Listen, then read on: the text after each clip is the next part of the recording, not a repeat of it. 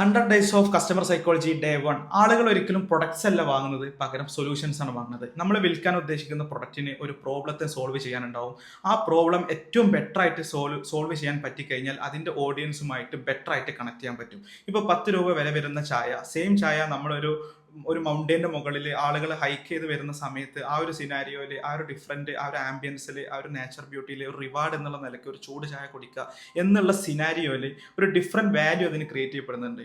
അത് അപ്പോൾ 10 രൂപ വിലയുള്ള ചായ 30 എന്നല്ല 100 വരെയും 200 വരെയും വിൽക്കാവുന്ന അത്രയും വാല്യൂ അവിടെ ക്രിയേറ്റ് ചെയ്യപ്പെടുന്നുണ്ട്. അപ്പോൾ നമ്മൾ വിൽക്കുന്ന പ്രൊഡക്റ്റിൻ്റെ അപ്പുറത്തേക്ക് സൊല്യൂഷനിലേക്ക് നമ്മൾ ഫോക്കസ് ചെയ്യേണ്ടതുണ്ട്.